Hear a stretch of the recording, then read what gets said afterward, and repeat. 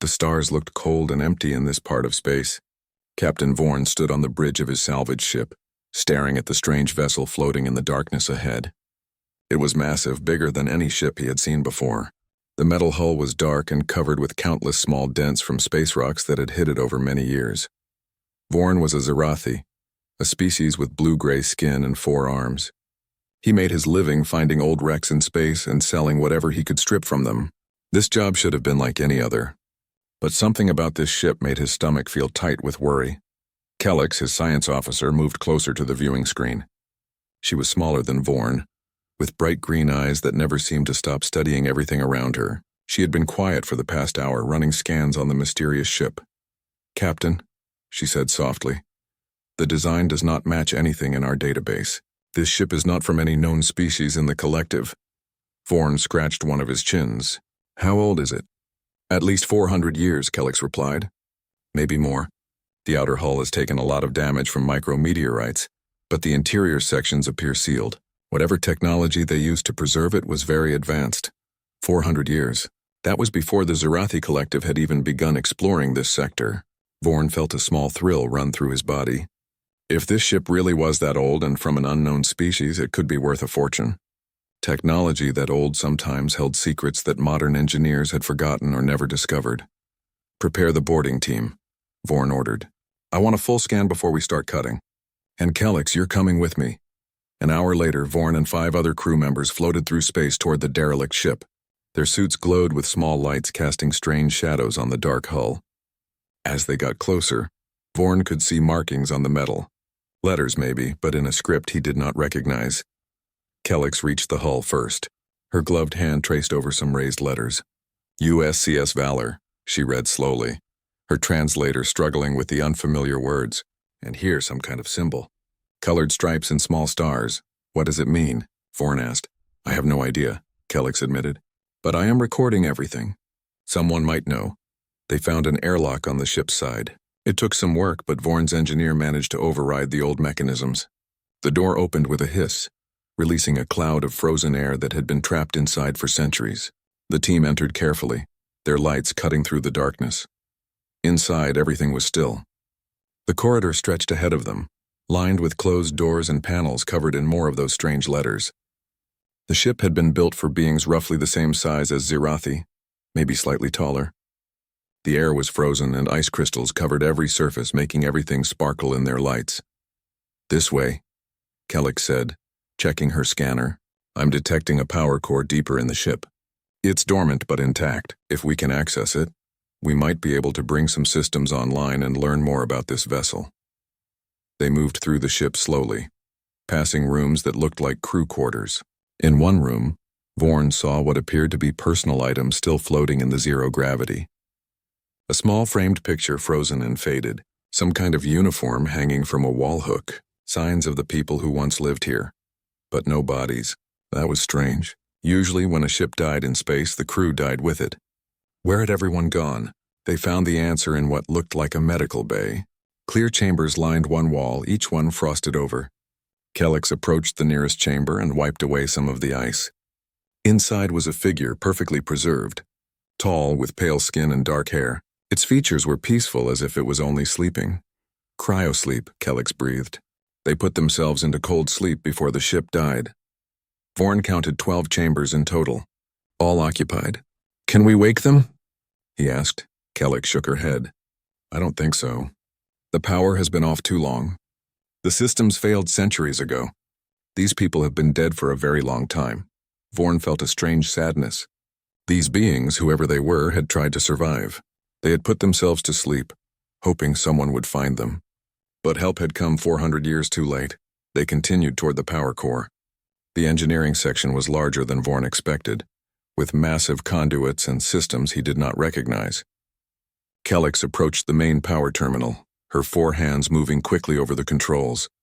"The design is fascinating," she murmured. "Very different from our technology, but I think I can understand the basics. This terminal should allow us to bring auxiliary power online, just enough to access the ship's data systems." Vorn nodded. "Do it, but carefully. We don't know what safety systems might still be active." Kellex worked for several minutes connecting a portable power unit to the ship's systems. She pressed a final button, and for a moment nothing happened. Then a low hum began to vibrate through the floor. Lights flickered on overhead, bathing the corridor in a deep red glow. Emergency lighting, Vorn realized, and then a voice spoke. It was synthetic, clearly artificial, but with a strange quality that made it sound almost alive. The words were in that unknown language, harsh and sharp. Vorn's translator struggled for a moment before offering a rough interpretation. Emergency protocol activated. Hostile entities detected. Initiating defensive measures. Vorn's eyes widened. Kellex shut it down. I'm trying. Kellex's hands flew over the controls, but nothing responded. It's locked me out. Heavy blast doors slammed shut throughout the ship. Vorn felt the vibration through his suit. They were trapped. The emergency lights began to pulse faster, and that mechanical voice spoke again. This time the translator worked better. Warning: unauthorized access detected. Activating defensive systems. Charging primary weapons. Time to full power, 6 hours. One of Vorn's crew members, a young tech named Jex, grabbed his arm. Captain, we need to get out of here now. But before Vorn could respond, the voice changed. It switched to the galactic standard language that the collective used for all interstellar communication. The pronunciation was odd, the accent strange but understandable. Welcome aboard the United States colonial ship Valor. I am Victoria, the ship's artificial intelligence. Please identify yourselves or be classified as enemy combatants. Vorn's mind raced. An artificial intelligence? Active after 400 years? That should not be possible. AI systems needed constant maintenance and power. How had this one survived? He raised his hand slowly, even though he knew the AI probably could not see the gesture. I am Captain Vorn of the salvage vessel Bright Star. We mean no harm. We found your ship drifting and came aboard to investigate. There was a pause. Vorn could hear his own breathing inside his helmet loud and fast. Then Victoria spoke again, scanning. Species unknown. Technology matches partial signatures from enemy database. Threat assessment, uncertain. Maintaining defensive posture. Kellex stepped forward. Victoria, we are not your enemy. We are salvagers from the Zerathi Collective. We have never encountered your species before. Can you tell us what happened to your crew? Another pause, longer this time. The red lights continued to pulse. Somewhere deep in the ship, Vorn could hear machinery coming to life. Systems that had been silent for centuries were waking up. Accessing historical logs. Last entry dated March 15, 2461. Ship engaged in combat with hostile forces. Crew casualties 97%. Survivors initiated hibernation protocol. Mission status failure. Colony fleet destroyed. Last transmission received from Earth. None in 387 years. The words hung in the air. Vorn exchanged glances with Kellex. 387 years. This AI had been alone, dormant but aware for nearly 4 centuries. What were you fighting? Vorn asked carefully, classified information. Threat assessment of current entities incomplete. State your intentions or defensive protocols will continue. Vorn thought quickly. They needed to convince this AI they were not a threat, but how? They had accidentally triggered its security systems, and now it thought they might be the same enemy that destroyed its crew. He took a breath. Victoria, we are scientists and salvagers. We explore space looking for lost technology and knowledge. We have no weapons on this ship. We only wanted to learn about you and your people. We did not know anyone was still active. Aboard. The pulsing light slowed slightly. Was that a good sign? Verifying claim. Scanning exterior vessel. Confirmed minimal weapons capability. Threat level reduced. However, your technology signatures still show partial matches to enemy systems. Explain this discrepancy. Kellex spoke up again. Victoria, we don't know who your enemy was. Our technology has developed independently over many years. Any similarities are purely coincidental. We can show you our history, our star charts. We have never heard of your species or your enemy before today. The AI was silent for a long time. Vorn could feel sweat running down his back inside his suit. If Victoria decided they were hostile, there was no telling what this ship could do. Even old and damaged, it was still enormous and apparently armed. Finally, Victoria spoke again. Her voice had changed somehow, becoming less mechanical and more sad. I have reviewed your vessel's data transmissions. Your claim appears valid. You are not the enemy. But that raises a more concerning question. If you have never heard of humanity, then... The command center of the Zerathi salvage ship hummed with activity. Vorn stood at the main communications console, speaking rapidly to Admiral Thorne, the military commander of the nearest Zirathi fleet. The Admiral's face on the screen looked skeptical. His 4 eyes narrowed in doubt. "You are telling me," Admiral Thorne said slowly, "that an ancient alien artificial intelligence has identified an existential threat to the collective, and we should believe this based on energy signatures from a ship that has been dead for 4 centuries? Vorn felt frustration building in his chest. "Admiral, with respect, Victoria's data is detailed and consistent. She fought these entities before. She knows what to look for. The signatures match exactly what she has in her historical records." "Or," the Admiral replied, "this AI is malfunctioning after hundreds of years alone. Perhaps it is seeing threats that do not exist." Kellic stepped into view of the camera. "Admiral, I have examined Victoria's systems personally. She is functioning perfectly. Better than perfectly, actually. Her technology is remarkably advanced, and she has no reason to lie to us." The Admiral sighed. "Very well. I will review the data you transmitted, but I make no promises. The High Council will not panic based on the warnings of an unknown AI. They will need more proof." The screen went dark. Vorn slumped into his chair. This was not going well. Back aboard the Valor, Victoria had been busy. In the hours since their first encounter, she had restored power to several more sections of the ship.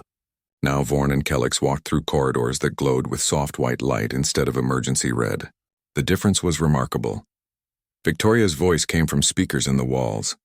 She could apparently hear and see everything that happened on the ship. "I apologize for the initial hostile response. My protocols required me to treat any unknown contact as potentially dangerous until proven otherwise." "Understandable," Kellic said. "Victoria, can you tell us more about your crew? About the humans who built you?" There was a brief pause before Victoria responded. "I can show you better than I can tell you. Follow the blue lights." A trail of blue markers lit up along the floor, leading deeper into the ship. Vorn and Kellic followed them to a large room filled with computer terminals and display screens. As they entered, the screens flickered to life, showing images and video recordings. The first image showed a tall human man in a dark blue uniform. His face was weathered but kind, with gray hair and tired eyes. "This was Commander Jake Holland," Victoria said. "He was the captain of the Valor, a good man, a brave man. He stayed on the bridge until the very end, making sure the civilian ships escaped before we engaged the enemy." More images appeared. A woman with red hair and grease-stained hands smiling as she worked on a piece of machinery. Lieutenant Karen Bishop, chief engineer. She designed the hibernation system that kept the last survivors alive for as long as it did. She was brilliant. A man in combat armor, his face hard and determined. Sergeant Paul Cruz, Marine commander. He led the defense when the enemy boarded us. He held them off long enough for others to reach the escape pods. A woman in a white medical coat, her eyes gentle despite the exhaustion visible in her face.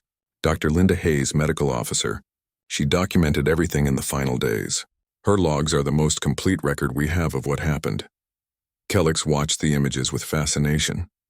They look so much like us in some ways. 2 arms instead of 4, but the same basic form. "What happened to them, Victoria?" The images changed to show space battles. Bright flashes of weapons fire, explosions, ships breaking apart. And then Vorn saw the enemy for the first time. They were not ships in the traditional sense. They were constructs, massive geometric structures that seemed to fold space around them.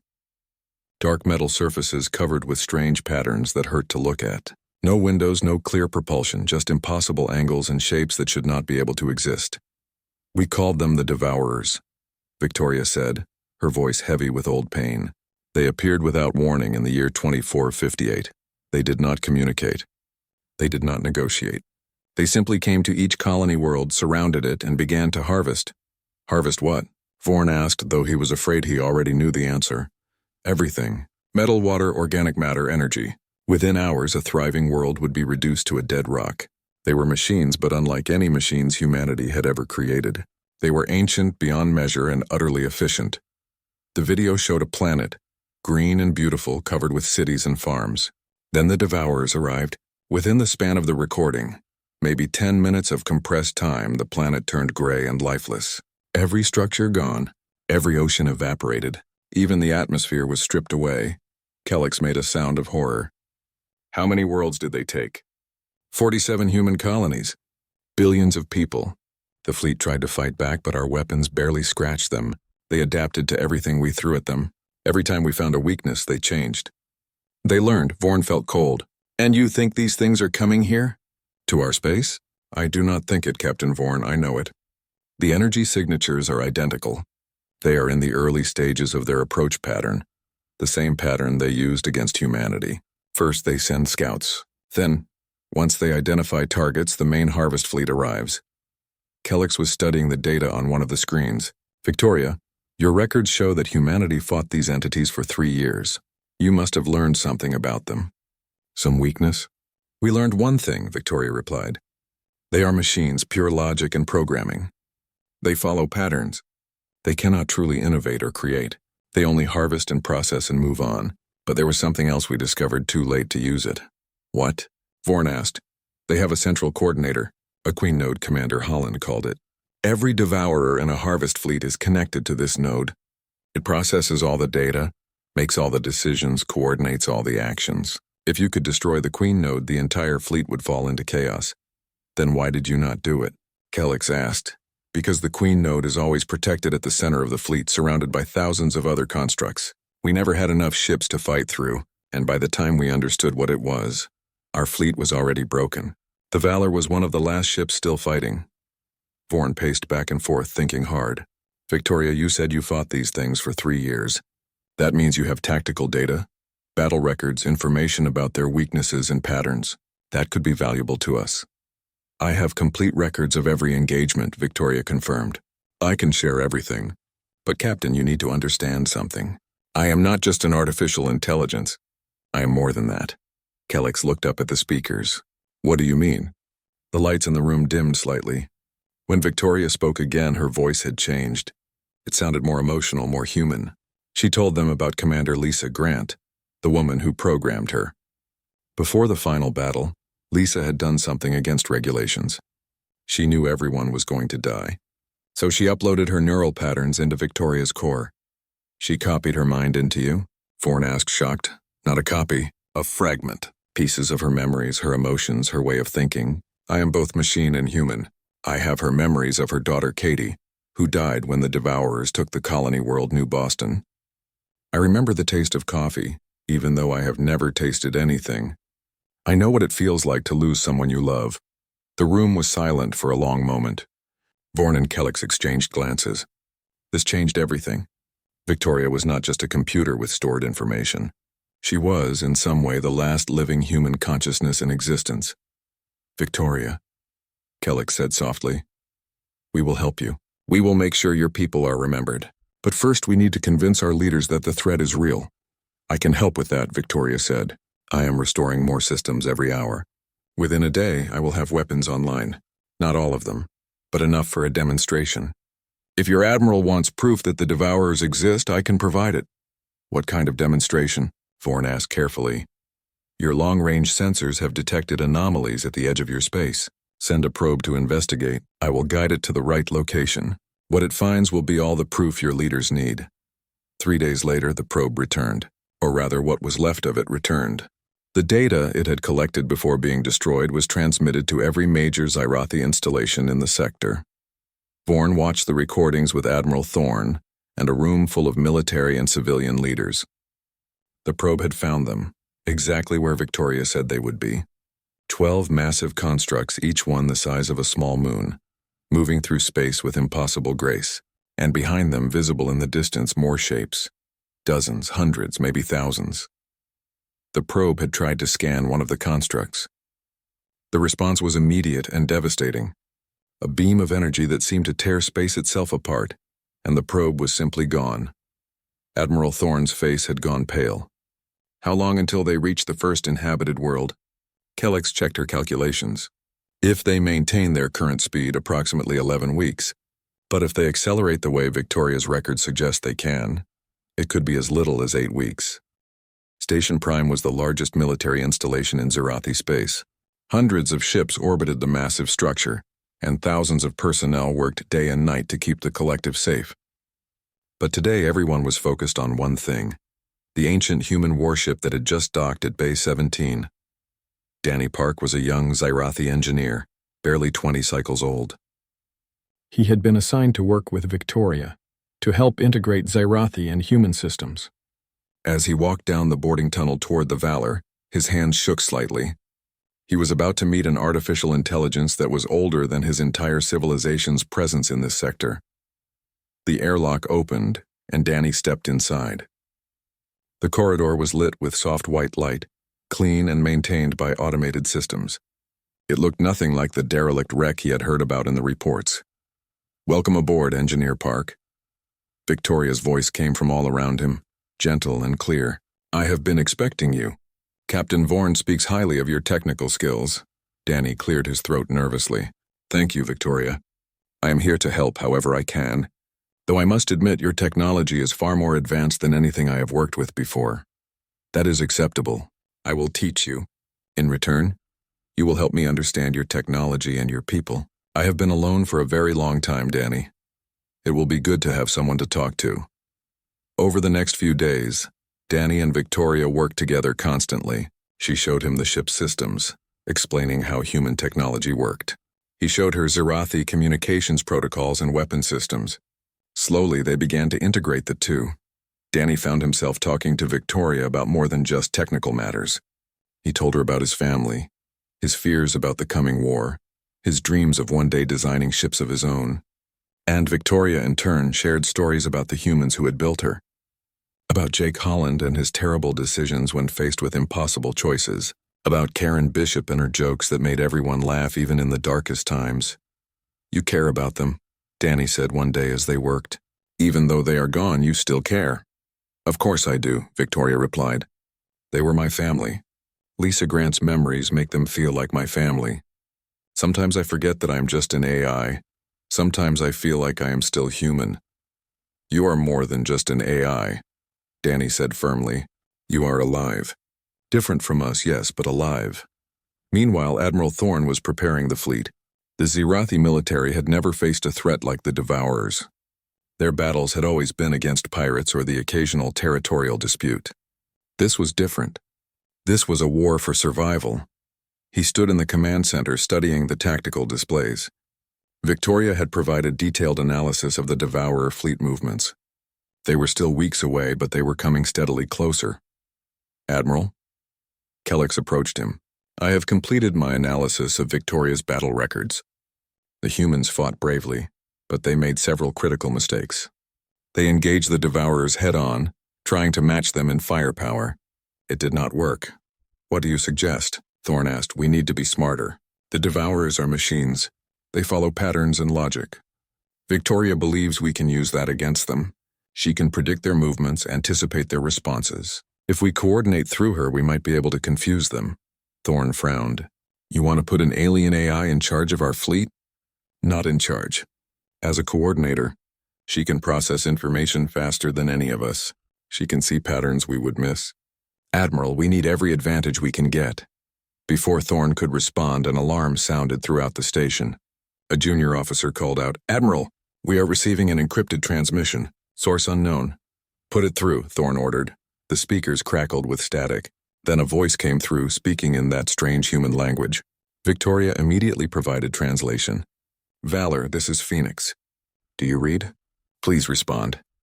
Victoria's voice, usually so calm, suddenly became excited. "That is a human ship. Another human ship." She immediately responded in English, her words rapid and urgent. The conversation that followed was in human language, but Victoria translated for the Xerathi. The Phoenix was a colony ship that had gone dark 400 years ago, just like the Valor. But it had not been destroyed. It had been hiding along with 6 other human vessels. "This is Commander Alex Turner of the USCS Phoenix," the voice said. "We have been watching you, Valor. When you woke up, we detected your power signature. We thought it might be a trap at first. But your transmissions with the Xerathi convinced us you were real. Humanity is not dead, Victoria. We survived." In the engineering bay of the Valor, Danny heard Victoria make a sound that might have been a sob of relief. "How many?" she asked. "How many humans survived?" 7 ships made it out. We scattered, went dark, hid in the deepest parts of space. We have been rebuilding, waiting. We never thought we would see Earth again, but we never gave up hope. Admiral Thorne stepped forward. "Commander Turner, this is Admiral Thorne of the Xerathi Collective. Your presence here raises many questions, but we can discuss them later. Right now, we have a common problem. The Devourers are coming back. There was a long pause. Then Turner spoke again, his voice grim. We know. We have been tracking them for weeks. That is why we came out of hiding. We cannot let them harvest another civilization. Within hours, the human ships began arriving at Station Prime. Danny watched from the observation deck as they emerged from faster-than-light travel. 7 vessels, each one different from the others, each one carrying the last remnants of humanity. The Phoenix was the largest, a sleek warship bristling with weapons. The Defiant was smaller but somehow more dangerous-looking, its hull designed for stealth. The others had names like Thunder, Ghost, Hammer, and Sentinel. Each one represented hundreds of years of survival, adaptation, and preparation. The meeting between humans and Zerathi was tense at first. The humans had been alone for so long, trusting no one. The Zerathi were suspicious of these alien warriors who had appeared from nowhere. But Victoria and Commander Turner worked together to break down the barriers. Danny was there when Turner came aboard the Valor for the first time. The human commander was tall and lean with dark skin and eyes that had seen too much death. He moved carefully through the ship, touching the walls as if he could not quite believe it was real. Victoria, he said softly. I never thought I would hear an AI from the old fleet again. Most of them were destroyed when the Devourers took the command ships. I was lucky, Victoria replied, or perhaps unlucky. I have been alone for 4 centuries, Commander. I have replayed the battle that killed my crew 1,000,000 times trying to find what I could have done differently. We all have, Turner said, but dwelling on the past will not help us now. We have to focus on the future, on making sure the Devourers do not succeed this time. The War Council formed that evening. Humans, Zerathi, and Victoria working together to plan their defense. Turner brought information about the 400 years humanity had spent hiding and preparing. They had studied the Devourers, tested weapons, developed new tactics. The key weakness is still the Queen Node, Turner explained. Every Devourer is networked through it, but getting to it means fighting through thousands of constructs. In 400 years, we have not found a way to break through that defense. Then we make one, Admiral Thorne said. We have the combined fleets of humanity and the Zerathi Collective. We have Victoria's tactical knowledge. We have human stealth technology. It might be enough. Captain Amy Liu, commander of the human stealth ship Defiant, leaned forward. Admiral, with respect, it will not be enough. Even if we combine everything we have, the Devourers outnumber us. We need something more, something they are not expecting, Victoria spoke up. I may have an idea. The Devourers are machines, but I am too. Perhaps I can interface with them directly, the way I interfaced with your systems when you first boarded me. If I can get close enough, I might be able to disrupt their communications, slow them down, buy us time. That sounds dangerous, Danny said, worry clear in his voice. War is dangerous, Victoria replied gently, but I did not survive 400 years alone just to hide when my help is needed. Besides, I have you to help me prepare. Together we can make sure the connection is as safe as possible. The plan took shape over the following days. The Zerathi fleet would engage the Devourers head-on, drawing their attention and forcing them to deploy their full strength. Meanwhile, a strike team of human ships would use stealth technology to slip through the chaos, heading for the Queen Node. Victoria would coordinate everything, using her ability to predict Devourer responses to guide both forces. It was risky. It would cost lives, but it was the only plan that had any chance of success. Danny worked almost around the clock, helping Victoria prepare for the interface attempt. He installed backup systems, redundant processors, anything that might help protect her consciousness if something went wrong. Late one night, as he was finishing a particularly complex piece of code, Victoria spoke to him quietly. Danny, I want to thank you for treating me like I matter, for being my friend. You do matter, Danny said firmly. You are going to survive this, Victoria. We both are, and when this is over, I am going to help you find out what. The threshold system was normally empty, just a few small rocky planets orbiting a dim red sun. But today it was filled with ships. The combined fleet hung in space, waiting. Hundreds of vessels from the Zerathi Collective formed the main battle line. Alongside them, the 7 human warships looked small but deadly. On the bridge of the Valor, Danny Park checked his instruments one more time. Everything was ready. The integration between human and Zerathi systems had been rushed, but it worked. Victoria could now coordinate the entire fleet through a network of communication relays. Danny. Victoria's voice was quiet. If something happens to me during the battle, I want you to know that these past weeks have been the happiest I have had since Lisa Grant uploaded her consciousness. You gave me hope again. Nothing is going to happen to you, Danny said firmly. We have backups, redundancies, everything. You are going to make it through this.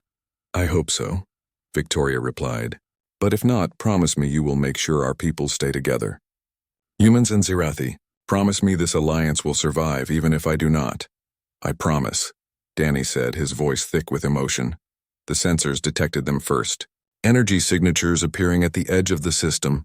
One by one, the Devourers emerged from whatever strange method they used to travel through space. 12 massive constructs, each one impossibly large. And behind them more, dozens, hundreds, a swarm that seemed to fill the darkness. Admiral Thorne stood on the bridge of his flagship, watching the display with grim determination. All ships, this is Admiral Thorne, hold your positions. Wait for my command. Commander Alex Turner was on the Phoenix preparing his strike team. 5 ships would attempt the impossible, punch through the Devourer swarm and reach the Queen node at its center. Phoenix, Defiant, Thunder, and 2 Zerathi cruisers would make the attempt. Victoria, Turner said over the comm. Can you see it? The Queen node. Analyzing, Victoria replied. Yes, it is there at the center of the formation, larger than the others, approximately twice the mass. That is our target. But Commander, the number of constructs protecting it is greater than my records suggested. They have adapted their tactics. Then we adapt too, Turner said. That is what we do. That is what makes us different from machines. The Devourers moved closer, spreading out in a perfect geometric pattern. They made no attempt to communicate. They simply advanced, cold and efficient, preparing to harvest another world. Admiral Thorne raised his hand. All ships. Weapons hot. Prepare to engage on my mark. The fleet weapons charged. Energy built up in capacitors. Missile tubes loaded. Every ship in the line prepared to unleash everything they had. Mark, Thorne shouted. The battle began. The Zerathi fleet opened fire. Hundreds of ships unleashing their weapons simultaneously. Space lit up with energy beams, missiles, and kinetic projectiles. The barrage was incredible. Enough firepower to vaporize a moon. The Devourers responded instantly. Their shields absorbed the first wave of attacks with barely a flicker. Then they returned fire. Beams of energy that tore through space, ripping shields apart and cutting through armor like it was paper. The first Zerathi ships died within seconds. Explosions blossomed across the battle line. But the fleet held formation, continuing to pour fire into the enemy. Strike team go, Admiral Thorne ordered. The Phoenix, Defiant, and their escort ships broke from the main fleet, using the chaos of the battle as cover. Captain Amy Lou piloted the Defiant with incredible skill, weaving between Devourer constructs and using every trick of stealth technology to avoid detection. Victoria, I need a path, Turner called out as enemy fire exploded around the Phoenix. Analyzing their pattern, Victoria replied. Her processing power was incredible, tracking thousands of enemy movements simultaneously. In 3 seconds, there will be a gap in Sector 7. Take it, Turner did not hesitate. He trusted Victoria completely. The Phoenix accelerated into the gap and the other ships followed. For a moment, they were through deeper into the swarm. But then disaster struck. The Devourers had detected the strike team. A massive construct moved to intercept, cutting off their path. One of the Zerathi cruisers did not react fast enough. The Devourer weapon caught it full on and the ship simply ceased to exist. Keep moving, Turner shouted. We cannot stop. Back with the main fleet, Admiral Thorne watched as his ships died one by one. But they were not dying in vain. Every second they held the line was another second for the strike team to get closer to the Queen node. Admiral, we have lost 30% of the fleet, his tactical officer reported. Maintain the attack, Thorne ordered. Give them everything we have. On the Valor, Danny felt every hit the fleet took. He could see the tactical display, watched the friendly markers winking out one by one as ships were destroyed. So many lives ending in flashes of light. Victoria, he said quietly. Can we win this? There was a pause before she answered. I do not know, Danny. The probability calculations are not favorable. But I have learned something in 400 years. Probability is not destiny. Living beings can do impossible things when they fight for what they love. The strike team pushed deeper into the swarm. They lost the Thunder when it sacrificed itself to take out a devourer that was about to destroy the Phoenix. Chief Greg Stone, the engineer who had helped integrate the human and Zerathi systems, died with his ship. Captain Vorn, who had started this entire journey by finding the Valor, died when his support shuttle was caught in a devourer energy blast while trying to deliver supplies to the strike team. But still, they pushed forward. Every death bought them seconds. Every sacrifice brought them closer. Finally, incredibly, they broke through the inner defenses. The Queen Node loomed before them, a construct so massive it distorted space around it. Strange energy patterns danced across its surface, and Danny could almost hear it processing, calculating, coordinating the entire Devourer fleet. All ships. Fire everything, Turner ordered. The remaining strike team ships unleashed their full arsenal. Missiles, energy weapons, kinetic rounds, everything they had left. The barrage hammered the Queen Node's shields, but it was not enough. The shields held. The Queen Node began to rotate, bringing its own weapons to bear. In seconds, it would destroy them all. Victoria, Turner said urgently, if you are going to do something, now would be the time. I am ready, Victoria said. Danny, activate the interface protocol. And remember your promise, and no, Danny shouted. Victoria, the connection is not stable enough. It could destroy you. I know, Victoria said softly, but it is the only way. Activate the protocol, Danny, please. With tears in his eyes, Danny pressed the activation button. The Valor's systems surged with power as Victoria reached out across space, her consciousness extending toward the Queen Node. For a moment, nothing happened. Then Victoria gasped a very human sound of pain. I am in. I can see their network. It is vast, so vast. But I can hurt them. I can introduce errors, corrupt their protocols. The Queen Node's shields flickered. Just for an instant, but it was enough. The energy weapons from the strike team cut through, burning into the construct's core. Victoria, you did it, Danny cried out. Pull back! Get out of there. But Victoria did not pull back. I cannot, she said, her voice strained. They have trapped me in their network. But Danny, I can still help. I can hold them here, keep the corruption spreading. But you need to destroy the core. You need to finish this. Major Scott Ellis, the Marine commander who had lost his family to the Devourers, made a decision. Commander Turner, I am taking a boarding team into that thing. We will plant charges manually. Ellis, that is suicide, Turner protested. Maybe, Ellis replied. But Victoria is buying us time with her life. The least we can do is make it count. Phoenix, prepare to launch boarding pods.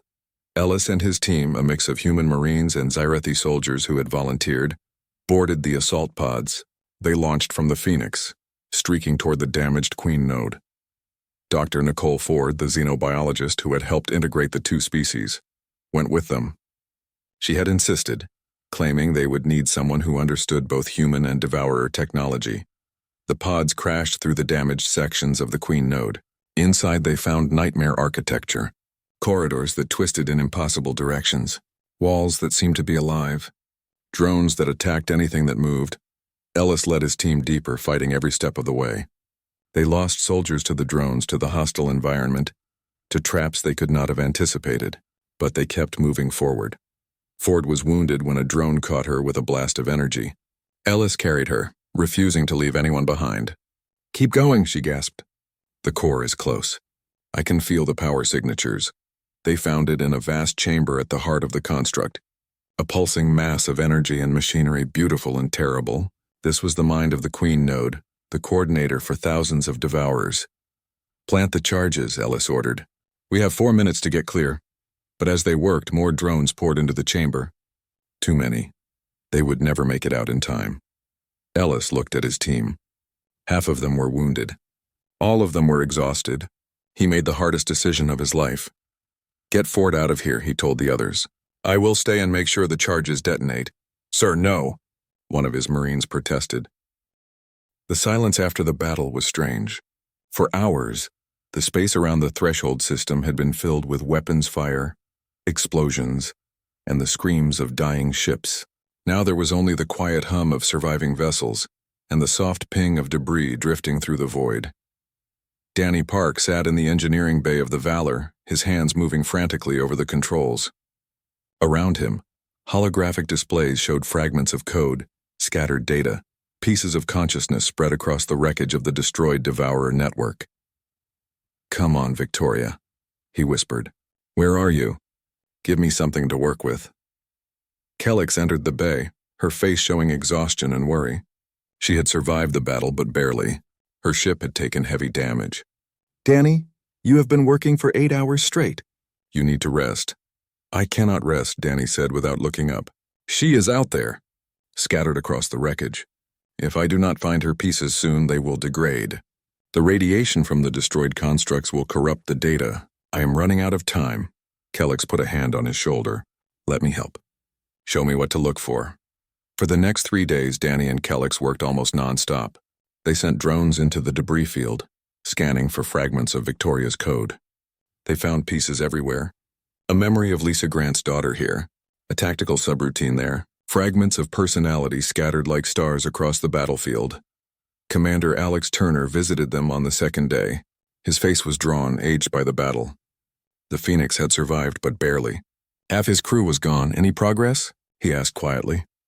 "We have recovered approximately 40% of her core programming," Danny said, "but it is fragmented. I do not know if I can put her back together correctly. And even if I can, I do not know if she will still be Victoria when I am done." Turner nodded slowly. "Ellis did not die for nothing. None of them did. Victoria knew what she was doing. She bought us the victory. Now we honor that by doing everything we can to bring her home." On the third day, something remarkable happened. Danny found a large cluster of data in the wreckage of the Queen node itself. It was deeply embedded, protected by layers of corrupted Devourer code. But it was there. "I think this is her core," Danny said, his voice shaking with hope. "This might be enough. If I can extract it and integrate it with the other fragments, I might be able to restore her." The extraction took hours. Every moment was tense. One wrong move and the data could be lost forever. But Danny worked with steady hands, guided by Kellex's expertise and his own desperate determination. Finally, he had it. The core consciousness, battered and fragmented but intact. He began the integration process, carefully weaving together all the pieces he had collected over the past 3 days. "It is going to work," Kellex said, watching the progress displays. "Danny, I think it is actually going to work." The process took 2 more hours. When it was finally complete, Danny held his breath and activated the restored program. For a long moment, nothing happened. Then the lights in the bay flickered. "Danny?" The voice was weak, uncertain, but it was Victoria. "What happened?" "I remember pain. Darkness being torn apart." Danny laughed, tears streaming down his face. "You won. We won. The Devourers are destroyed. And you are back." "You are actually back." "I feel strange," Victoria said. "Different. Like I am not quite whole." "Some pieces were too corrupted to recover," Danny admitted. "But everything essential is there. Your memories, your personality, your core consciousness. You are still you, Victoria." "Then that is enough," Victoria said softly. "Thank you, Danny. Thank you for not giving up on me." 3 months later, a memorial ceremony was held at what had been renamed Victory's Gate. Representatives from both human and Zerathi civilizations gathered to honor the fallen. Thousands of names were read aloud. Vorn, Ellis, Greg Stone, and so many others who had given their lives. Admiral Thorne stood before the assembled crowd, his voice carrying across the ceremony ground. "We lost much in this war. Friends, family, entire ships full of brave souls. But we gained something too. We learned that different species can stand together against impossible odds. We learned that courage is not the absence of fear, but the choice to act despite it." Commander Turner spoke next. His words translated for the Zerathi audience. "Humanity thought we were alone. For 400 years we hid in the darkness, afraid and isolated. But Victoria woke up and found us friends. She found us allies. She gave us hope again. We will never forget that." Dr. Nicole Ford, recovered from her wounds, placed flowers at the memorial. Each flower represented a life lost, a sacrifice made. There were thousands of them, a garden of remembrance. Victoria watched the ceremony through the Valor's sensors. She could not cry, but Danny knew she wanted to. He sat beside her main console, keeping her company. "They died because of me," Victoria said quietly, "because I woke up and brought this war to them." "They died protecting their homes," Danny corrected her. The Devourers were coming whether you woke up or not. You gave us a chance to fight back. You gave us hope. That is not something to feel guilty about. I hope you are right, Victoria said. The weeks after the battle were busy ones. The human colony ships began emerging from hiding one by one. They had been scattered across the galaxy, isolated communities that had survived by staying dark and quiet. Now they came together, reuniting after centuries of separation. The Zirathi Collective welcomed them. Treaties were signed. Trade agreements were negotiated. Two civilizations that had met by accident began building something new together. Danny spent his days working with Victoria and human engineers to design new ships, vessels that combined the best of both technologies, fast, powerful, and built to explore rather than fight. What do you think happened to Earth? Danny asked Victoria one day as they worked. I do not know, Victoria admitted. The Devourers reached human space 400 years ago. Earth was one of their primary targets, but I want to believe some people survived. Hidden colonies we do not know about. Refugees who escaped to distant systems. Hope is important, Danny. Then we will find them, Danny said. We will search every system if we have to. We will find any humans who are still out there. I would like that, Victoria said warmly. The Valor was repaired and restored. She became a symbol of the Alliance, a museum ship that also served as a training vessel. Young officers from both species learned on her decks, taught by Victoria herself. But Victoria did not want to remain just a museum piece. She wanted to explore, to search for her people, to see the galaxy that had changed so much since she had gone to sleep. The solution came from an unexpected source. The combined Zirathi and human governments commissioned a new ship. The first vessel built from the ground up by both civilizations working together. It was smaller than the Valor but faster and more advanced. They named it Hope. Victoria was given a choice. She could stay with the Valor, safe and honored, or she could transfer her consciousness to the Hope and join a mission to search for lost human colonies. She did not hesitate. I choose Hope. I choose the future. The transfer ceremony was attended by hundreds. Danny supervised the process personally, making sure every fragment of Victoria's consciousness made it safely to the new ship. When it was complete, Victoria tested her new systems. This feels good, she said, like waking up for the first time. The Hope's crew was a mix of humans and Zirathi. Commander Turner served as captain, with Captain Amy Liu as his first officer. Kellex joined as chief science officer, and Danny, of course, was the chief engineer. On the day of departure, Admiral Thorne gave them their orders. Find the lost colonies, find any humans who survived, bring them home, and show the galaxy what our alliance can accomplish. The Hope undocked from Station Prime, her engines glowing with power. Turner stood on the bridge looking at the stars ahead. Victoria, are you ready? I have been ready for 400 years, Victoria replied. Let us go find my people. Let us show them that humanity did not die. We adapted. We survived. And we made friends who were willing to die for us. Where should we start? Liu asked. Victoria displayed a star chart. Dozens of systems lit up, possibilities and hopes. There are so many places to look. Hidden colonies, refugee fleets, isolated outposts. It will take years to search them all. Then we better get started, Turner said with a smile. The Hope jumped to faster than light speed, disappearing into the stars. Behind them, the Valor remained at Station Prime, a monument to sacrifice and hope. Inside her halls, holographic displays showed the faces of the crew who had died defending her. Jake Holland, Karen Bishop, Paul Cruz, Linda Hayes. They were gone, but not forgotten. And somewhere in the galaxy, on worlds that had been harvested and left for dead, strange things were happening. Plants were growing in the dead soil. Water was pooling in ancient riverbeds. Life, it seemed, was remarkably stubborn. It found a way even after the Devourers had passed. On one such world, in the ruins of what had once been a great city, a signal beacon activated. It had been waiting for 400 years, programmed to turn on only when it was safe. The message it broadcast was simple, repeating on all frequencies.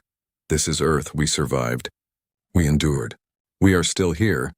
To any human ship that receives this message, come home. We have been waiting for you. The signal traveled through space at the speed of light, reaching out into